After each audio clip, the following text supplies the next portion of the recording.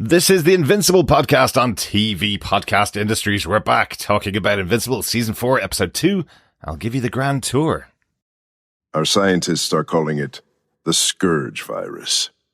So far, we have found no suitable treatment for exposure, other than containment, which is proving difficult. We are searching for who did this, and we will make them regret their actions. Grand Regent, what are your orders? Quarantine the sick. Then blockade the planet and exterminate all non-Viltrumites with knowledge of the virus. Our enemies must never know our weakness. Your words, our deeds.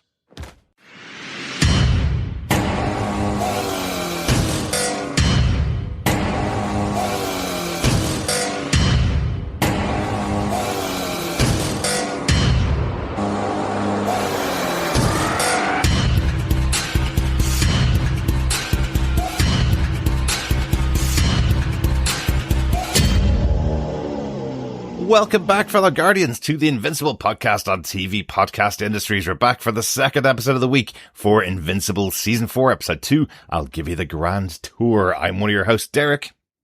And rounding out the dynamic duo, I am Chris. Welcome back. I was John. Chris. Yes, I was John, but now I'm Chris. You were. Welcome back to your adulthood day, Chris. Yes. Thank you. Are you going to beat me up? I guess that means I have to beat you up, doesn't it? Kind of, yeah. Hey, look, so some people are into that. I'm not personally, but hey, each to their own. Yeah, I'm also not into it. I mean, I'm more of a lover, not a fighter, Chris. So I promise I won't come around and beat you up for not being here for the first episode of the season. Thank you. Just this time. Just this one. Exactly. But we did have John as a special guest, and I think that is my fault, because I said on our recap of the year episode that John has never done an Invincible episode, so kind of guaranteed he was going to be doing one for this season, even though he did not expect it at all. So thanks very much for him for stepping in for the episode, though. Yes, no, it is much appreciated. Much to my chagrin, at a 11th hour, not even at the 11th hour and 55 minutes, I got called into a day job emergency and literally had to go, I can't do this now. Uh-huh. But yes, luckily we do have a third podcaster who can, upon need, step in when we are talking about this beautiful show. It's really good, isn't it? Really, I'm going to quickly just say, when I watched episode 1, I went, oh, now I remember why I love this. Mm-hmm. For so many reasons. And do you want to know one of the tiniest reasons? Why? Is just the music. Oh, yeah. The use of music in this show is just spectacular.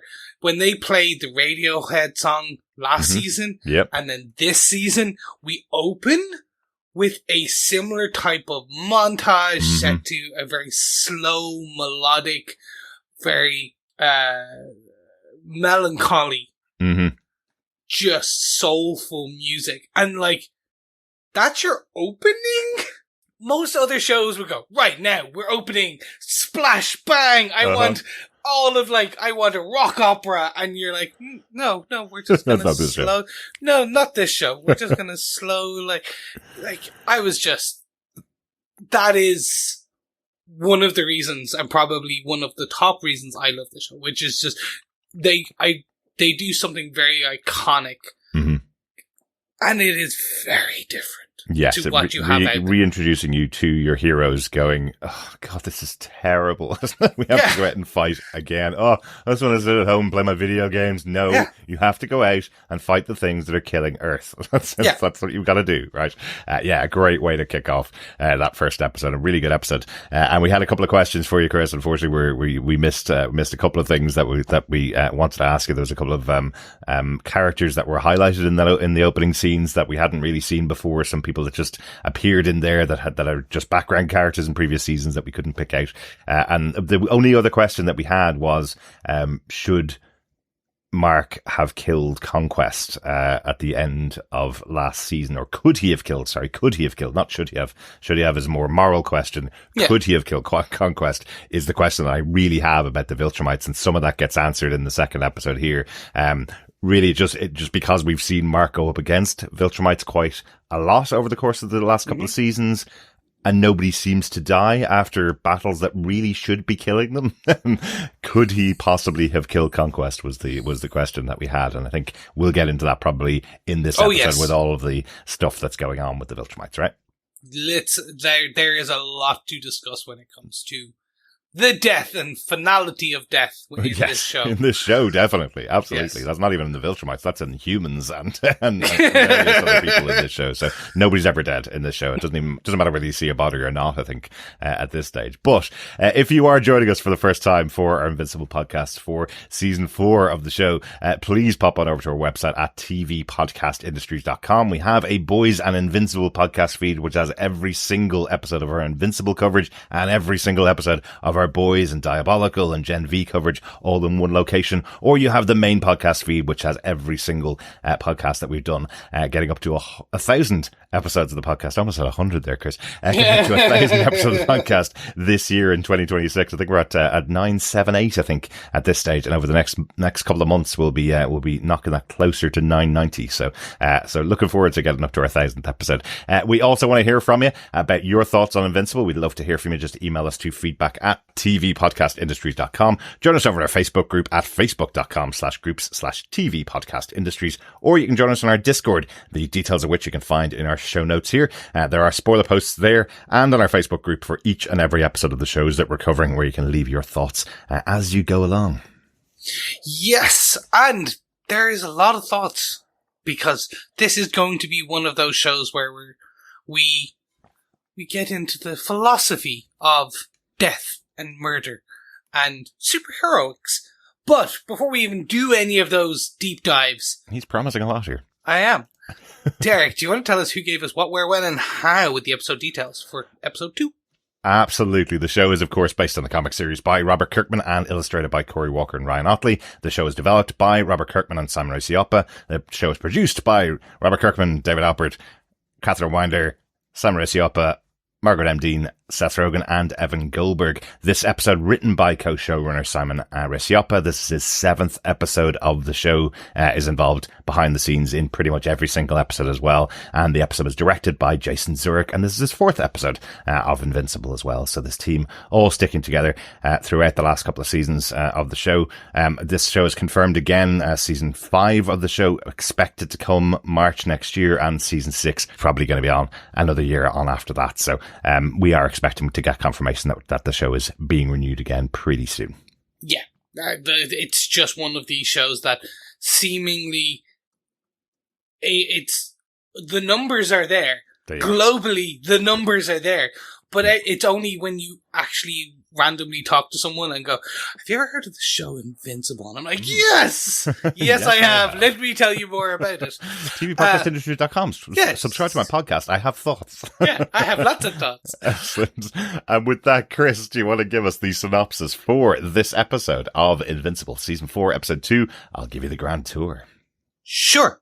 On the way to Talescria, home of the coalition of planets, Nolan recounts his ruthless Viltrumite upbringing to Alan the alien, detailing how he taught young cadets and was severely beaten by his own parents to prove his own adulthood.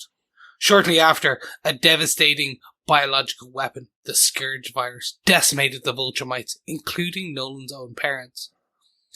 The Grand Regent quarantined the sick, blockaded the planet, and exterminated all alien slaves aware of the plague to protect their biggest flaw and weakness.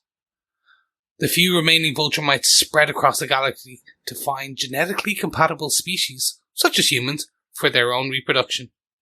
On Talescria, Thetis reveals he is the infamous betrayer who assassinated the famous Viltrumite leader Emperor Argyle, which led to the initial cleanse of the species.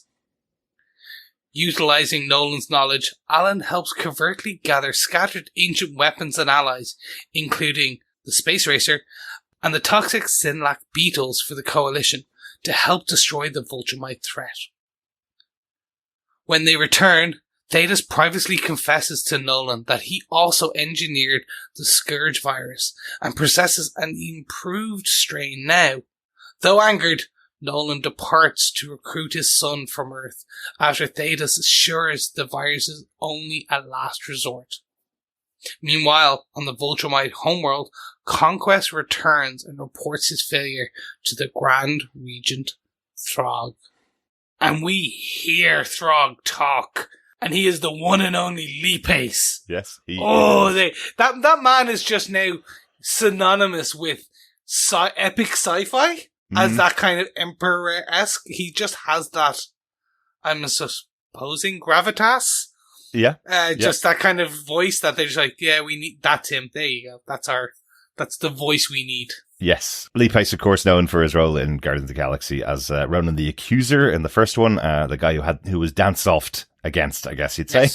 Yes. Also in the Hobbit trilogy, he was the Elf Lord in there, and recently he was in the not so great remake of The Running Man. Oh, that is true. I was actually going to say he is also one of the lead stars in Foundation.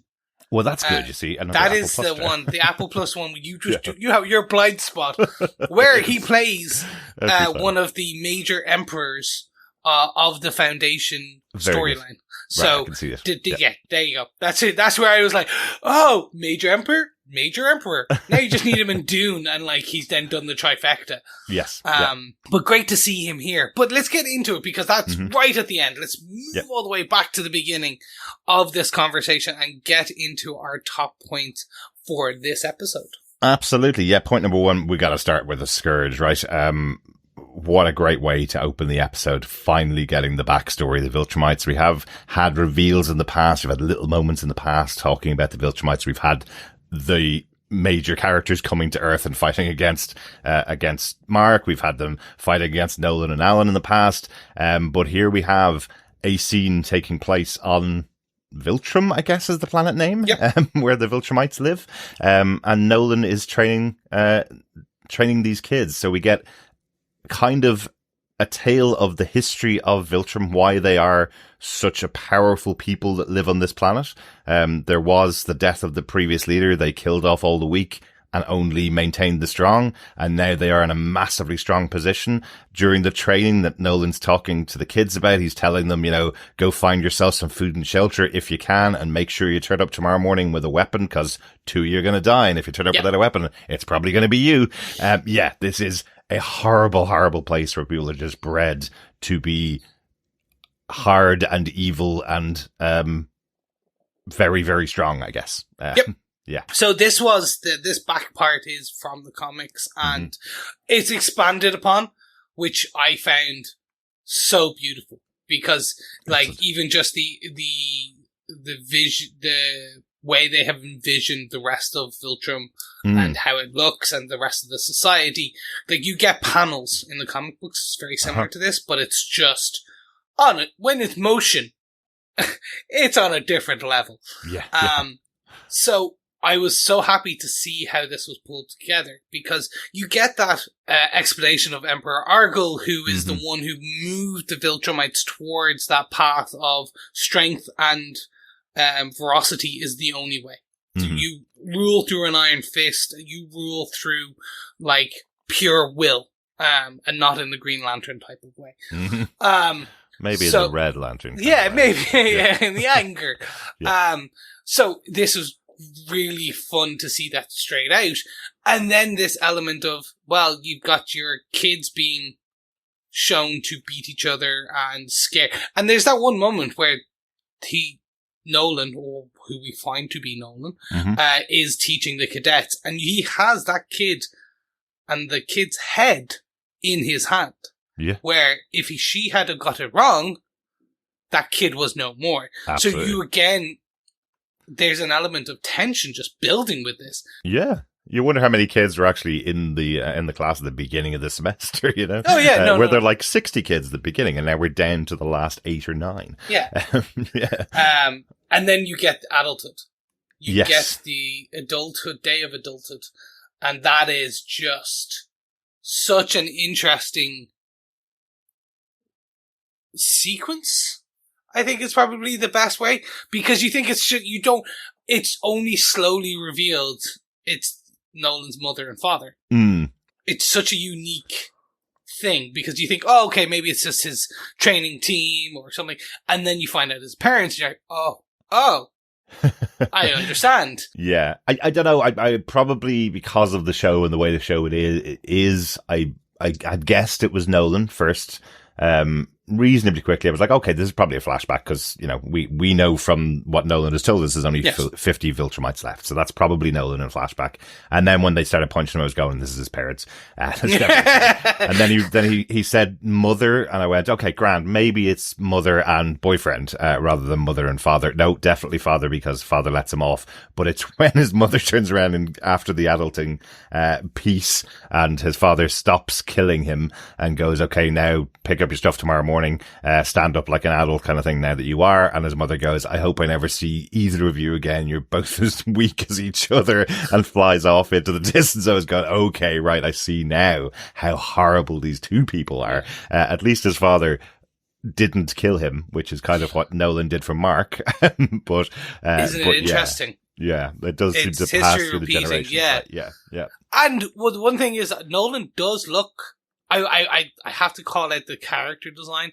Nolan does look very like Mark. He does, yes. And it's interesting. Like, you do notice they're different, but, like, they merged it quite well, and I was like, oh, absolutely.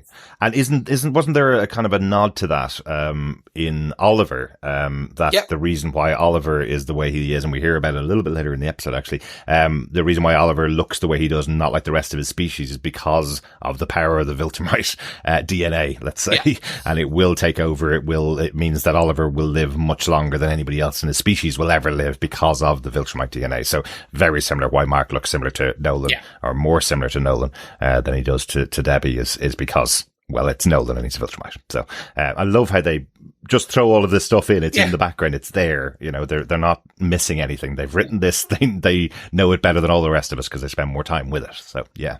How did you take? Because I knew the rings of Viltrum. I knew about that. How did you feel about this? Like, what did you think? Because I knew it was coming, because that is a big, I suppose it's a reveal.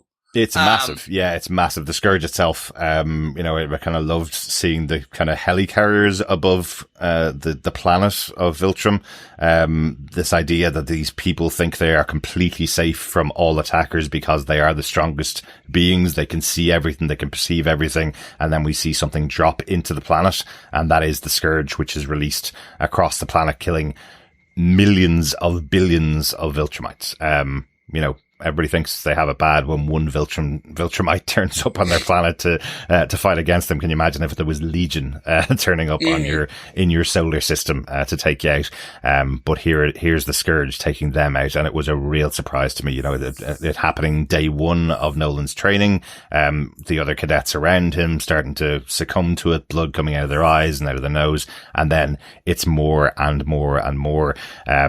To the point where it's only people who've recovered from the virus that are still alive. So there is a really interesting line from, I think, is it Thrag or is it Krieg that says it, who we've met before, where they say this will only make us stronger because the ones that have survived it are the ones that have gone through it, had the virus and survived it, are even stronger than the ones that we had before. So even though they're down to 50, they are the 50 strongest Viltrumites, is kind of what we're learning from this, or 50 of the strongest Viltrumites. Yes, which is, it is an interesting take, but it is complete BS. Because it is Thrag who says that, as the Emperor is like, we have the... I do think he says it before there's billions dead. Yes, it did. But it's the... you realise that many are going to die, but... To your question from at the beginning of the show, like, they are left weakened in the state post-Scourge virus. Right. So those who have survived do have a weakened... they're not as powerful and not as strong as, say, non-Scourged Viltrumites. Interesting. Which is still interesting, because it's like, if you think that the Viltrumites we have met before to this point, these 50, of the 50, they're all scourged. So they're all at, like, let's say, 50% of what a previous Viltrumite could do. Wow. Yeah, and if you think, like, oh, okay, well, if they're already at, like, still at half capacity, can you imagine where it was before? Mm-hmm. So, Viltrumites can die. Yeah. They just regenerate. But those who have been scourged regenerate slower. Right. And have a bit more vulnerability. So that's why Nolan can be cut the way he can be cut. Right. Because they have all recovered from the Scourge. Whereas previously, it would take another Viltrumite level to really injure them. Gotcha. I.e., when you see his training and Nolan's training in adulthood, like he doesn't get what should be destroyed to the level that you would expect when his like mother is essentially beating the hell out of him. Yeah. Yeah. Curb stomping him, I think. Is pretty much. Term. Yeah, absolutely. And there's one more kind of final reveal out of all of this. You know, we know now why they're down to the level that Nolan has said, and we do hear from the Grand Regent Thrag that he wants to kill anybody infected, kill anybody that knows about it, who lives on the planet, because that takes away the knowledge of the virus from everybody outside of the planet. And then that's why the reveal of there being only 50 Viltrumites is such a surprise to everybody, because everybody thought there was so many more. And then the final reveal, which is almost dealt with as a joke, which is when it comes back to the moment when it's actually Alan hearing all this from Nolan on their flight back.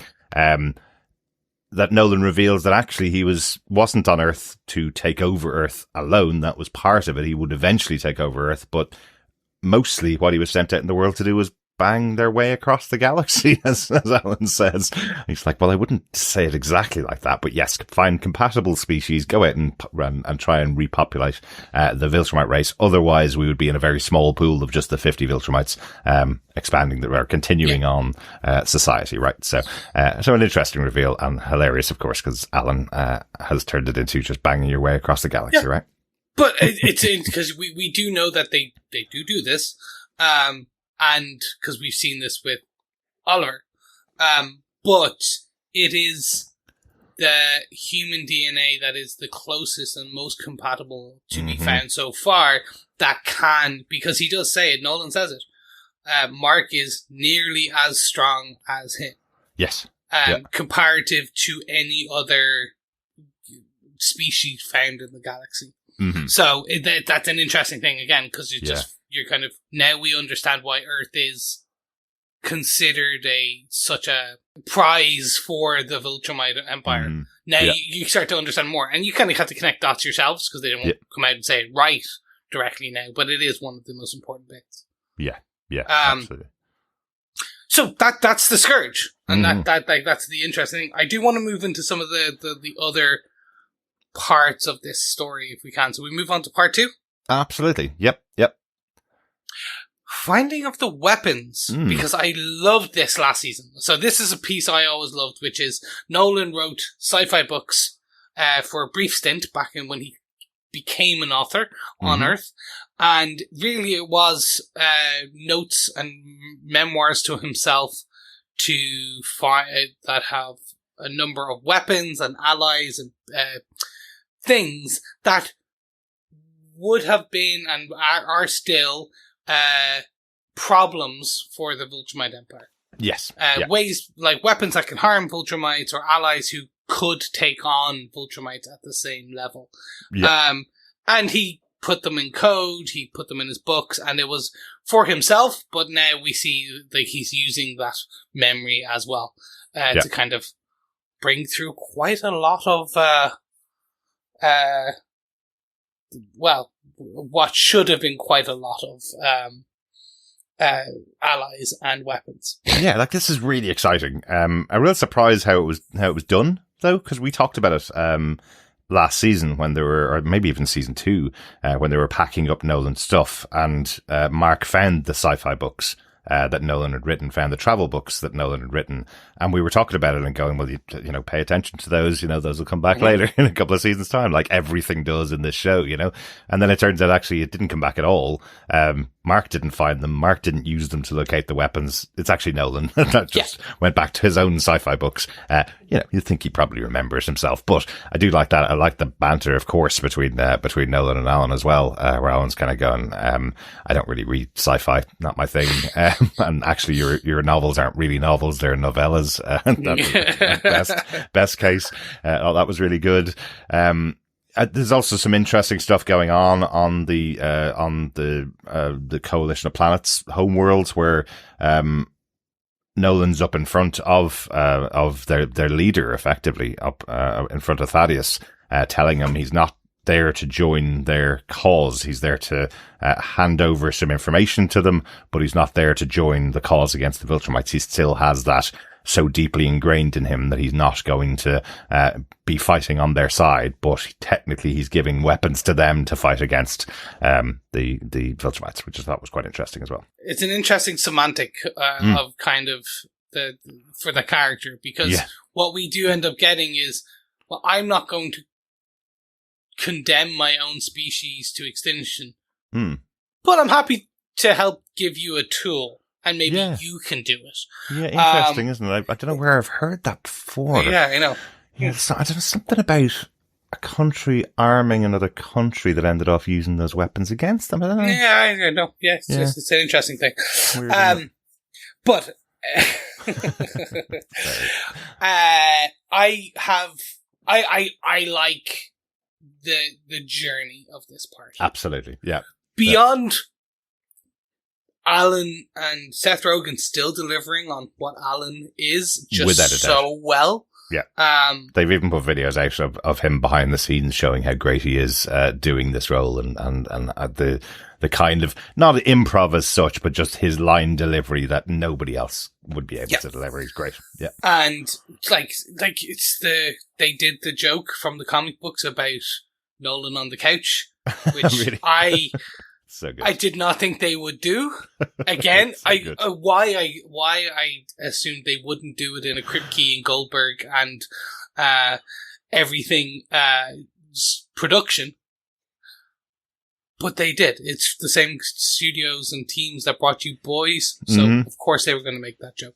Absolutely. But I love everything about the venture and what's going on in this starship. You know, this absolutely useless crew.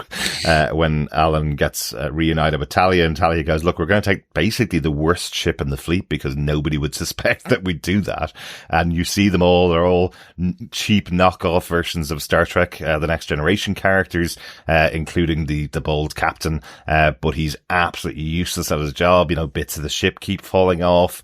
He keeps promising everybody, don't worry about it, we've got this sorted, and then when they arrive in their first destination, they're sitting in the middle of a minefield getting just torn apart by all of the meteors that are hitting off the ship, knocking more and more pieces off it.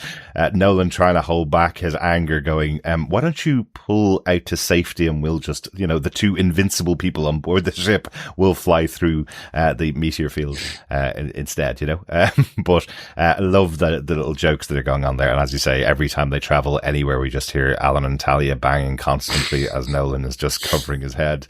And then the reveal later on, there's, you know, hundreds of different rooms, places where he could have been staying, but the captain thought they were in some kind of threesome. So yeah, the thruple. I was like, yeah, it's fun. Fantastic. So you meet Space Racer, with the Infinity Gun, which is very cool. I like it. It's again, none of these for me personally were shocks. Like, these are all things I've seen, but it's a fun one. I will call out one additional that I do like is that they have brought in Tech Jacket. So now we have seen Tech Jacket in this. We haven't really seen him before. And he is a very cool character from that universe in the comics and all that. So I am hoping that maybe one of these episodes in the future of this season, we will get a very fun one, because the interaction between Mark and Tech Jacket and Oliver and Tech Jacket is fun because he is also a teen. Okay, right. And I know Tech Jacket's had his own spin-off series or comic books as well. So Tech Jacket, if you missed him in the episode, that was when they went to see the Gildarians, and they say that their warrior Tech Jacket is on Earth. Go find him there. So they haven't found him as such, but they've said he's already on Earth. And that they're going to seek him out effectively. There's some great stuff in here. I think for me, what I really liked about it, what makes it really exciting is every time throughout the last 3 seasons that we've seen the Viltrumites arrive, you go, well, Mark's strong enough now. Maybe you can take them on. No, not really. Gets loads of broken bones. They get loads of broken bones back. They have to go and amp up the violence to take them down. Whereas this feels like putting the team together. It feels like while we're not specifically saying there's going to be a massive battle between the Viltrumites and Mark and his crew and Thaddeus and his team, that will come eventually. But this kind of moment of tooling up, being helped along by Nolan, I think is great fun. We see the Sinlac beetles, which have their blood can weaken the Viltrumites to physical injury. I think that's really cool. We see they're looking for Battle Beast again, who we saw was in prison for a very, very short time last season.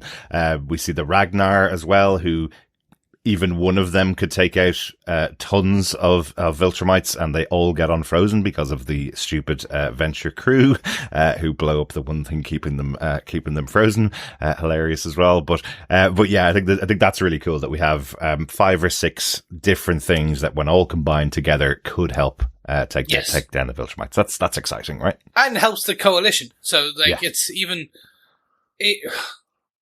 I always enjoy these tooling type of episodes, these gather your forces, because you do get we get a number of ones shown to us, but we also do get, say for example, the one of the planets they go to where the Viltrumites pushed the planet closer to the sun, and that ended up just turning the planet into a desert, and you just see the skeletons. So it's also again hammering home the pure psychosis, I think is probably, that is the Viltrumite ethos in that. It is. And I'll also say, if you listen to the actual words that Nolan says, he's the one that pushed the planet out of the sun. He's the one that was told to kill all the Sinlac beetles, but left one alive just in case, He's the one that buried Space Racer, buried him alive so that he could get the Infinity Ray from him. So these aren't just weapons that he's heard about. These are all things he was tasked, sent out into the galaxy to stop, to ensure that the Viltrumites, didn't have these weapons used against him, and he made some decisions along the way to keep some of them alive. He even says he was hoping that some of the people on that planet that he pushed away from the sun, some of the creatures that were there, would be alive, that he wouldn't have killed them all. So that's also quite interesting. Even though he's saying here he's not going to join up against the cause, he obviously was questioning the Viltrumites at some point, right? Over the years. So that's quite interesting. Yeah, and then I don't have much. Do you have any questions on any of it? Because, for me, it's a pretty self-explanatory part of the episode, if you want to call it that. Because there's some fun things, and again, we mentioned the Venture being the Venture. Yeah. And the captain of the Venture just being that comedic foil to what is sometimes quite a downbeat part of, hey, here's a planet-wide extinction, and then you have a Venture joke, and then another extinction, and then a Venture joke. Yeah. And I guess the final Venture joke is the last kind of piece on this, which is that they basically have a mutiny, and Talia takes over as the captain of the ship, including all the members of his ship. When asked whether they wanted to get rid of the captain, everybody on the ship puts up their hand except for the captain. So Talia is the new captain of the Venture, which I thought was quite fun. And then there was just that little chat where we mentioned Nolan saying he wasn't going to work with the Coalition of Planets, and Alan kind of at least calms him down and kind of says, look, you may not be now, but look what you've already done. Look what you're giving weapons to me, and I'm working with the Coalition of Planets. Maybe at some point, even if you don't join them, you need to accept that you're working with us, I suppose. One of us.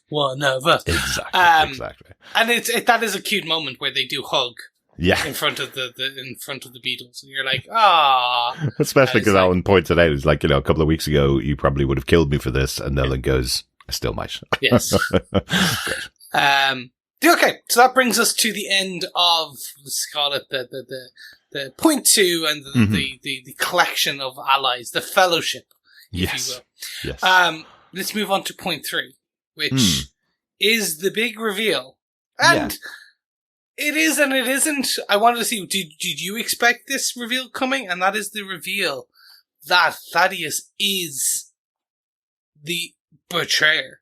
The betrayer of the known, the boogeyman of the Viltrumite Empire, the man who killed Emperor Argyll. I didn't expect it to be as big as it was, I suppose. Okay.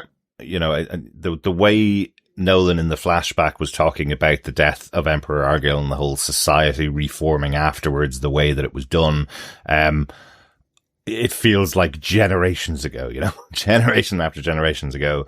But of course, Viltrumites live a very long time. And Thaddeus has a long beard, right?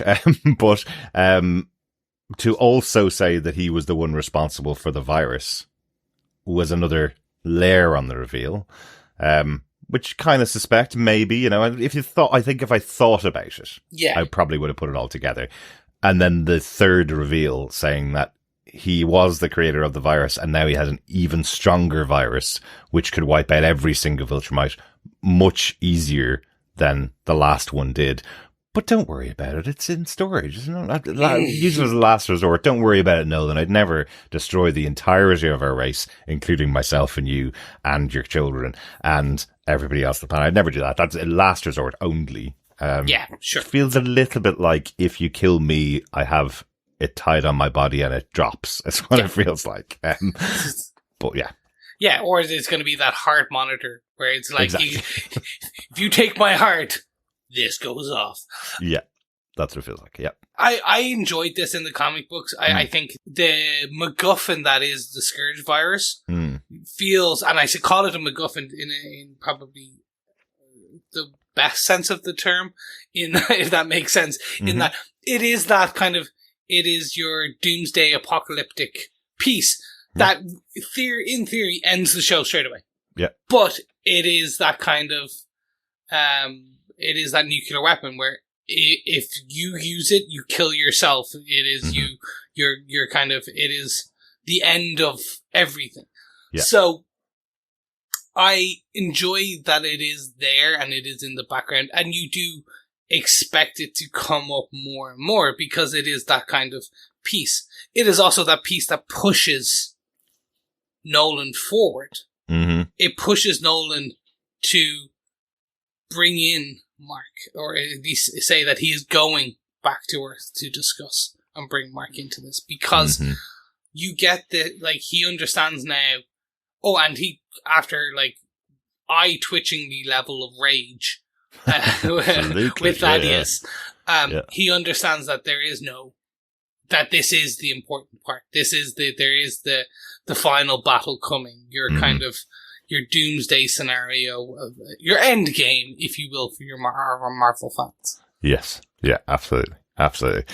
Really interesting one, to see, I suppose, how, that there is something in the background. Yeah. Again, it's just that thing of what are they going to do? Just make even more powerful Viltrumites over and over again every season. You can't have that. You have to have something that says, well, actually, there is a way to take them all out. And we've seen what it did. It took out billions. And which became the Rings of the Planet, as you said earlier on. So yeah, I also really liked Alan's mention of the fact that he can take off his beard and show off the fact that he has a mustache to prove that he is a Viltrumite. If Nolan needs that confirmation, he can do the thing with the beard. I just thought that was quite funny, because they're all mustachio. But it's all so painful and takes ages to grow back. That's it. Isn't there something about that maybe we talked about it before? We probably did. We've been going on for many seasons of the show that basically Ryan Ottley and Robert Kirkman, both of their dads had mustaches, so they thought that would be the funniest thing to put into the drawings of the Viltrumites, these strong people, so that they are mustachioed just like their parents or their dads. Yep. Yeah. I think there was also an element of they've also recently discussed, and I don't know, this is one of these pieces that, because the show and the comic book have been going for so long, that you don't know what it's been added, but Magnum P.I., Tom Selleck, yes. when the boys were growing up, or the writers were growing up, Tom Selleck and Magnum P.I. was a thing, and it was the mustachioed, like, handsome man. And you actually do see that Nolan, if you squint your eyes and turn to the left and add a bit of like additional color and put him in Tom Selleck. He's Tom Selleck, yeah. It's like, oh. So again, I'm like, not sure if that's now just a thing, because I've never heard it before, but I've heard it in the last year, and I'm like, okay. You might be retroactively just making some decisions here. Absolutely. Anything else on Thaddeus reveal? Or you? The only one is that, like, and I think this is something I'd like you to keep an eye on, which is they've talked about the spies, the Viltrumite spies within the coalition of planets, and I am interested to see how far they go with it. Yeah, because I don't know whether they're going to change, because I'm trying to remember, and it has been 3.5 seasons. Well, 4 seasons now. They have shown us, and I'm trying to remember that they showed. Do you remember who the traitors are? I remember. I know. Okay, because I think a lot of people said it cuts to Talia, and she does this shifty eye thing, and I'm like, it's not Talia though. I know it's not Talia because she's not a Viltrumite, so it can't be her. But they did a shifty eye thing when they said there was a spy in amongst them. But yes, I can't really remember. I'm going to have to think about it. If you remember, fellow Guardians, email me in, because I can read it, and I won't spoil something on air if it hasn't happened. How about that?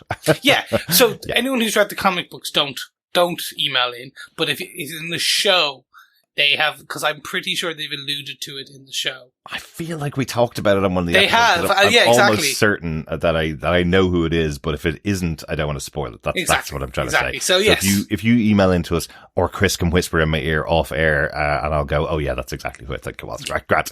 But I just don't want to say it on air, just in case I'm wrong. Right. So last moment from the episode we need to talk about is just the post credit. We had talked about it last episode about Naked Conquest flying over Earth, and then he's traveling back. So he travels back to Viltrum to apologize and ask for death. He goes to Thrag to tell him he wants to be punished for losing his concentration and allowing the boy to beat him effectively. But interestingly, and probably only because there's only 50 Viltrumites left, Thrag leaves him alive and says his job isn't done. Yeah, and this is very much the introduction of you get that.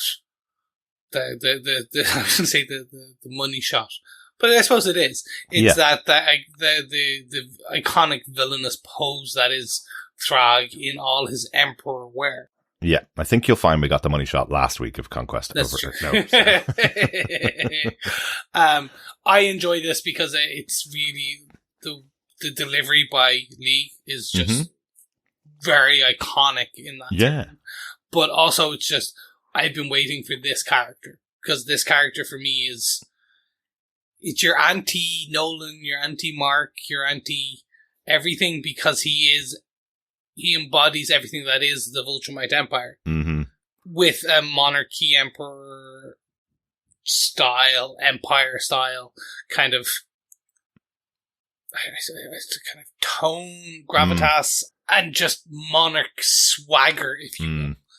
Because it is just that like my say is gospel. Yes, what I do, what I say is everything. And you see Conquest, who it took an army of superheroes to try and take down. Yeah, it took Eve basically turning herself inside out and getting using her entire brand new power set to take him down as well as Mark, you know. Yeah, and Conquest has killed so many others. Mm-hmm. Then you've just got now.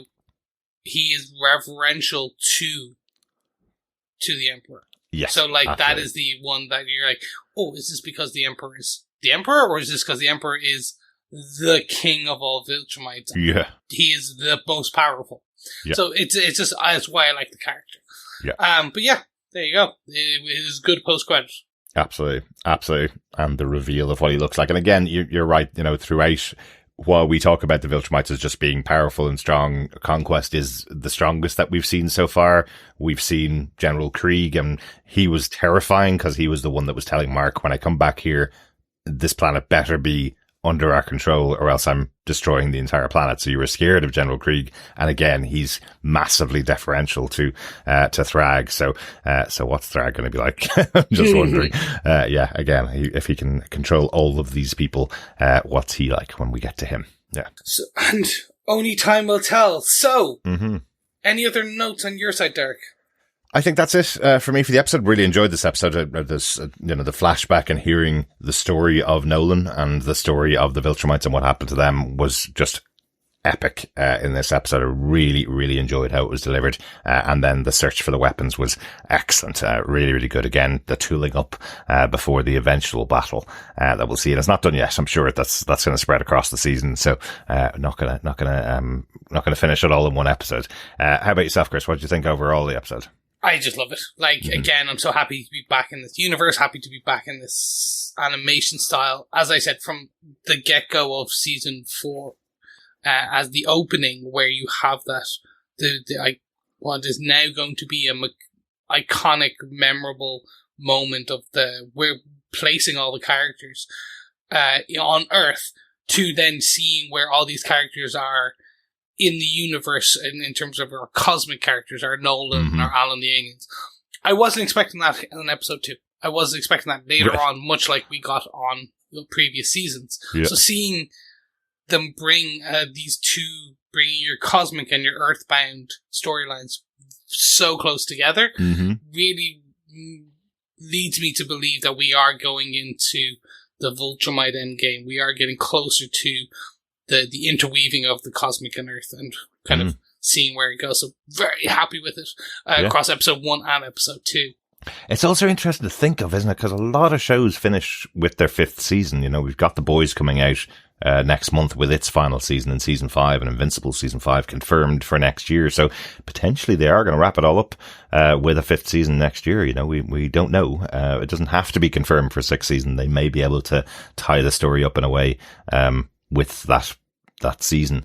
I think we're somewhere around issue 60 of the comic books, which is about 2/3. Well, sorry, it's less than 2/3 of the run. So there's quite a bit of story left to go, isn't there? So there is, and I think, if I'm being honest, I think it'd be better to go 6 seasons in a movie. Right. For any of our nerdy friends, so they'll enjoy that joke. But no, I actually do think 6 seasons, that you could do it in another 16 episodes if you from like 2 seasons of 8 or 2 seasons of 10.